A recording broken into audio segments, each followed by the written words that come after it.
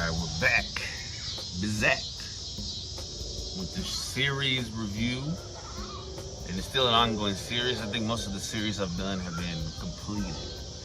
But this one, still, it's not canceled. Surprisingly. Hold on. I don't know if you heard that. But that's kind of in the same,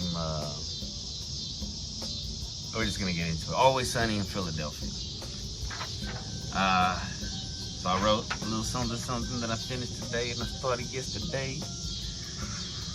I referenced this show so much in my real life. It's not even funny.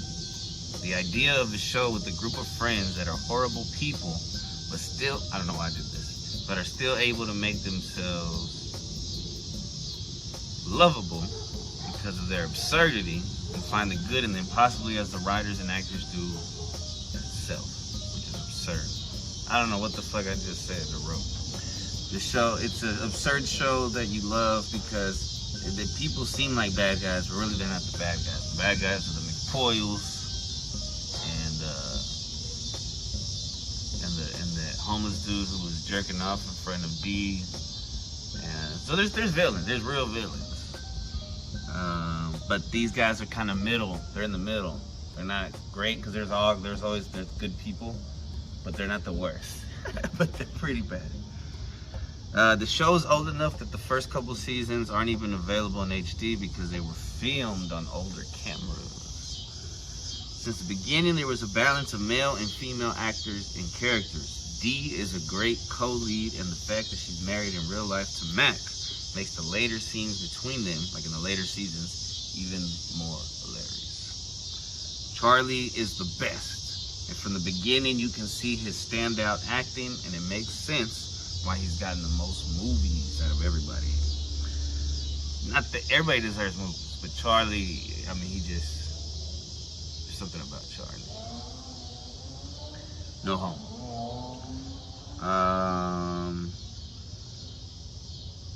Let's see.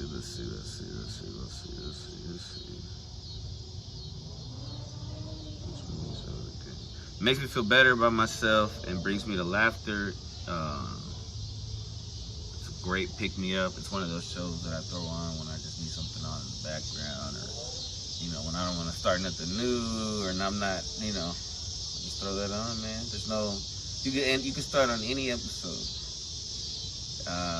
And they're good. My son's a teenager now, and I've showed him like some episodes, and he likes it. Because I would watch. I helped evolve his humor, his ability to accept humor. I don't know if he does have some jokes in him. I know that, but that's not the important. But I think he understands it because I've introduced it. So we started off watching shows like Malcolm in the Middle, and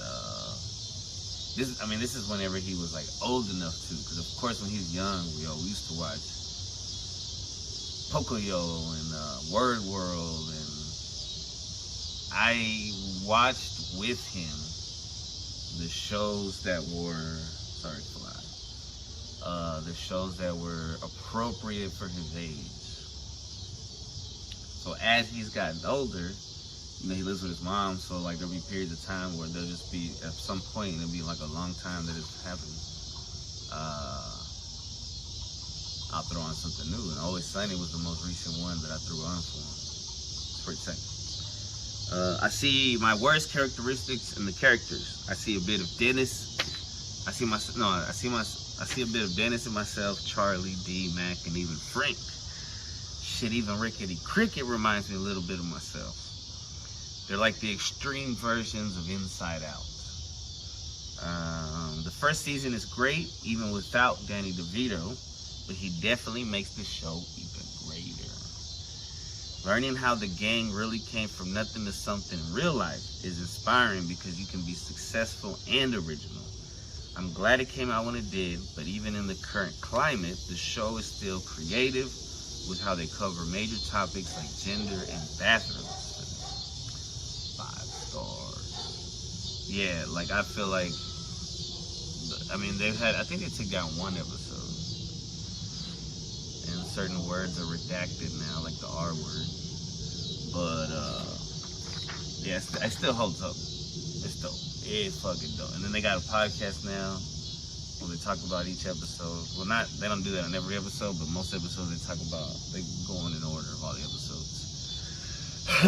So that's kind of cool, you know. It's the three dudes, and then every once in a while they'll have the waitress, who's also in real life married to Charlie. And that's funny too. When they finally hook up, it's funny because he's just like trying so hard. When they finally do, he's immediately like, whoa, like I should have, or like he was ready for her because she was like trying to get pregnant and stuff by that time because they were older. So she like lifted her legs up. She's like, this is the best way to get pregnant. He was like, well, I was just talking about later. But yeah, it's tight. It's tight. Funny ass show. All right.